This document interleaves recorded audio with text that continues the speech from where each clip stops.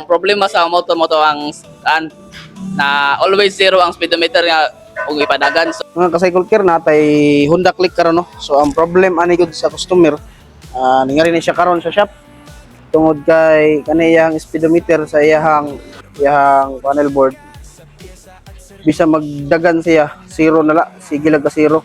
So ningari siya shop kay iyang ipaayo. So atong matistingan no.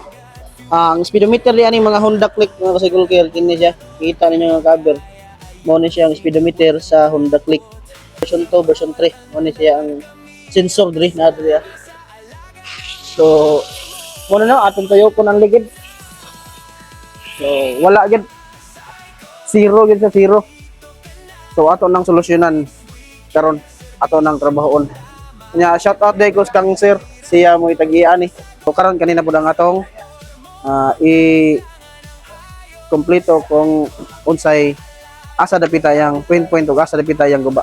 Oh, dara mga ka-cycle care, nakita na nato ang problema. Mo gid pud ni sa issue sa Honda Click.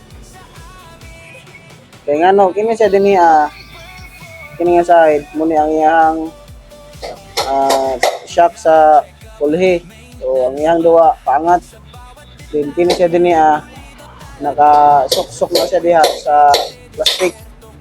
Sok-sok sa plastic diha, siyempre mag kis-kis-kisa na siya ang bakal, ang kaning wire o ang plastic mo na dugay, maputol na siya. So dili ni siya basta-basta maguba ng sensor. Kini ayaw mo magtuo nga ubang mekaniko nga moingon nga guba dayon ning sensor, dili na basta-basta maguba. Kana sa isubayon diha kay ang tulo ka wire ana mao na siya ang connection dinhi sa sensor. So, ang sensor na sa likod na transmission dapat. So, ano na itong nakuha karon o atong i-testing. So, mga ka-cycle care atong i-testingan og isumpay na itong wire kay siyempre naputol man. I-onda. Dito. Ito na. Okay na. Cycle care mo na itong solusyon no. Kini siya din niya bago na siya wire dali bagga lang nga wire dali ato ibutang. Nya pagkahuman na tog bagag wire atong gising kabultsob. Ang humag sing kabultsob ato na pong gi electrical tape. So ato na siyang safety para di na siya diha maputol. So human ato na i-testing na pud. Siyempre matik na ato na i-testing. Pandaro na to. Hoy, nara. Okay na ya. So mao to no ang atong update karon sa Honda Click version 2. good morning.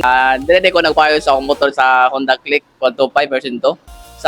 So ang problema sa motor mo to na always zero ang speedometer nga ug ipadagan. So yari ko cycle car. So ako na kan sa ilang background nindot man sab satisfy kay ilang pagtrabaho og nagpasalamat mo ko mekaniko nga nagtrabaho sa motor. Thank you.